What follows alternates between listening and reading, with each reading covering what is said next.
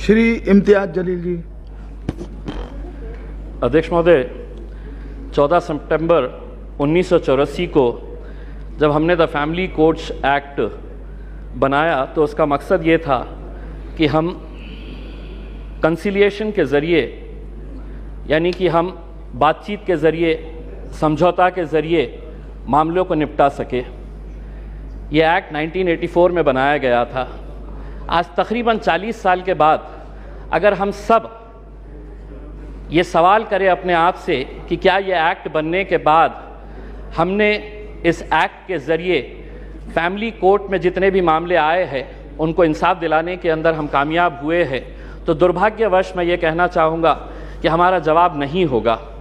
वरना आज 40 साल के बाद करीब 12 लाख जो फैमिली कोर्ट के मैटर्स है वो अदालतों के अंदर इंसाफ का इंतज़ार नहीं कर रहे होते। एक्ट बनाना बहुत आसान है, लेकिन एक्ट बनाने के बाद उसका इम्प्लीमेंटेशन हो रहा है या नहीं हो रहा है, ये भी इस सदन की जिम्मेदारी है कि इसके ऊपर नज़र रखना।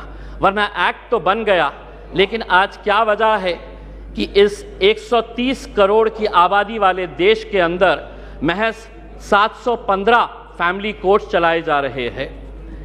मैं फैमिली कोर्ट का मकसद, मंत्री जी, मैं आपका ध्यान इस बात के ऊपर आकर्षित करना चाहूँगा।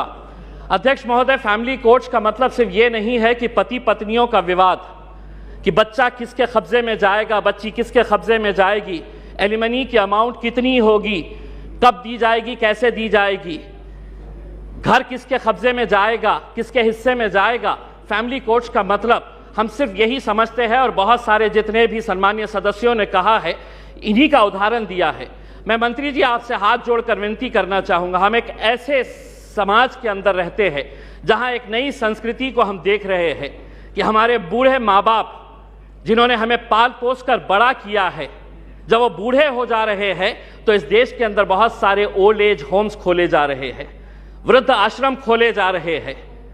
क्या इनके लिए कोई कानून है कि जिन माँ बाप ने अपने बच्चों को पाल पोस कर बड़ा किया है, जब वो बूढ़े हो गए, बच्चे की शादी हो गई तो बहू को माँ बाप पसंद नहीं आ रहे, अपने सास ससुर पसंद नहीं आ रहे, बेटा अपने माँ बाप को बोझ समझ रहा है, और एक दिन दोनों बेटा बहू अपने बूढ़े माँ बाप को उठाते हैं, ले जाते हैं, और जिस तरह घर का कचरा उठाकर हम बाहर फेंक देते हैं तो हम उन्हें ओल्ड एज होम में ले जाकर छोड़ दे रहे हैं।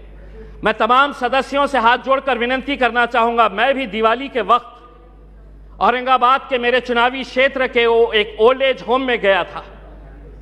मंत्री जी, हैरानी हुई वहां पर देखकर कि एक रिटायर्ड जज वहां पर उस ओल्ड एज होम में है। मुझे यकीन नहीं हुआ जब मैंने उसका नाम सुना कि उसके बेटे, इतना बड़ा घर है, ऐसा नहीं है कि बहुत गरीब है कि आप माँ बाप को पाल नहीं सकते हैं, लेकिन एक रिटायर्ड जज भी उस ओल्ड एज होम में जब हमने देखे तो तब समझ में आया कि ये समाज कहां जा रहा है करके। तो ऐसे लोगों के लिए क्या कानून होना चाहिए फैमिली कोर्ट के जरिए? पति पत्नियों का विवाद तो जो है ये जिंदगी भर चलता रहेगा, इन्हें भी इंसाफ मिलना चाहिए, लेकिन वो बूढ़े माँ बाप कहां जाएंगे? फैमिली कोर्ट के अंदर कुछ ऐसा सेक्शन लाया जाए कि जो बेटा अपने माँ बाप को कूड़ादान समझकर, कचरा समझकर ओल्ड एज होम में डाल रहा है, उसे अखबार के अंदर एक नोटिफिकेशन अपनी तस्वीर के साथ, अपनी फोटोग्राफ के साथ उस अखबार में उसे ये नोटिफिकेशन देना होगा कि मैं अपने माँ बाप को ओल्ड एज होम में डाल रहा हूं। ऐसे बच्चों को समाज के सामने हमें खड़ा करने की जरूरत है। लाइए कानून, वरना वो बूढ़े माँ बाप जो रोकने के अलावा कुछ नहीं कर सकते हैं, क्योंकि कोई कानून नहीं है, उनका कसूर सिर्फ इतना है कि उन्होंने अपने बच्चों को पाला पोसा बड़ा किया। पूना में किसी ओल्ड एज होम के अंदर जाइए, ज्यादातर वो परिवार के बूढ़े माँ बाप मिलेंगे कि जिनके बच्चे इंजीनियर हो गए, इंजीनियर होने के बाद वो यूएस में पैसा कमाने के लिए गए, पैसा कमा रहे हैं, लेकिन माँ बाप के लिए एक कमरे का घर नहीं है तो ओल्ड एज होम में लेकर जाकर छोड़ रहे हैं। ये एक संस्कृति हम डेवलप कर रहे हैं। फैमिली कोर्ट्स के जरिए मैं मंत्री जी आपसे यह अनुरोध करना चाहूंगा कि आप कुछ ऐसा कानून इन लोगों के लिए भी लेकर आइए जो बच्चे अपने मां बाप को आज यहां पर ले जाकर छोड़ रहे हैं। मैं मंत्री जी आपसे एक सवाल करना चाहूंगा, अदालतें तो बन जाएगी, फैमिली कोर्ट्स का ये जो आप अमेंडमेंट लेकर आ रहे हैं ये सिर्फ हिमाचल प्रदेश और नागालैंड से ताल्लुक है। बहुत सारे जितने भी सम्मानीय सदस्य हैं उन्होंने यही कहा है कि justice delayed is justice denied. Nagaland का एक्ट कब बना था? नागालैंड का एक्ट 2008 के अंदर बना है। अगर यहीं पे अगर हम इतना डिले कर रहे हैं कि पुराने फैसले जो विदाउट पार्लियामेंट के पास किए गए हैं, आज अगर इतने सालों के बाद हम ये अमेंडमेंट लेकर आ रहे हैं कि नागालैंड के 2008 के बाद जितने भी जजेस ने फैसले दिए हैं रेट्रोस्पेक्टिव इफेक्ट से हम इसको आज के दिन पास कर रहे हैं, यानी कि गलती अगर हमारे पास से ही हो रही है तो हम उन अदालतों से कैसे इंसाफ की गुहार लगाएंगे? अदालतें एक्ट बनाना बहुत आसान है। मैं मंत्री जी, आप कुछ दिन पहले औरंगाबाद आए थे, वहां पर आपको लॉयर्स एसोसिएशन ने एक मेमोरेंडम दिया है। अगर से महाराष्ट्र की अदालतों की अगर हम बात करते हैं, 91 sanction post of high court जजेस है। अध्यक्ष महोदय, 91 पोस्ट ऑफ हाई कोर्ट जजेस है, उसमें से महज 56 जजेस है, यानी कि वैकेंसी आप देख लीजिएगा कि तकरीबन 40% वैकेंसीज है। अब मैं आपको अंदर की बात बताता हूं, हाई कोर्ट के जजेस जब अपॉइंट किए जाते हैं तो सुप्रीम कोर्ट का कॉलेजियम इसे डिसाइड करता है।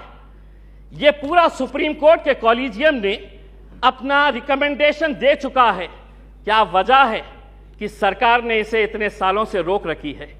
क्यों नहीं आप, अगर ये मानते हैं, सभी लोग कह रहे हैं कि पेंडिंग केसेस है, तो सरकार की क्या मजबूरी है कि हाई कोर्ट के जजेस जब सुप्रीम कोर्ट कॉलेजियम ने रिकमेंडेशन भेज चुका है तो सरकार क्यों रोक रही है? हम भी जानते हैं, विपक्ष अच्छी तरह से जानता है कि क्यों रोका जा रहा है करके, लेकिन आज जब आप जवाब देंगे तो हम उम्मीद करेंगे कि आप इन फैमिली कोर्ट्स के अलावा, क्योंकि आज आप एक्ट तो अपने आंकड़ों के जरिए पास कर लेंगे, लेकिन सिर्फ इमारत बनाने से इंसाफ नहीं मिलेगा। उस इमारत के अंदर उस कुर्सी के ऊपर बैठने वाले, ये सदन कोई मायने नहीं रखता है अगर वो ये स्पीकर की कुर्सी खाली रही तो। वो स्पीकर की कुर्सी जितनी महत्वपूर्ण इस सदन के लिए है, उसी तरह अदालतों के अंदर जजेस की कुर्सी भी बहुत मायने रखती है। लेकिन अगर आप ये मानेंगे कि नहीं, इतने करोड़ केसेस पेंडिंग है, तो कौन उसका निपटारा करेगा? आप ही करेंगे मंत्री जी, आप ही को करना है।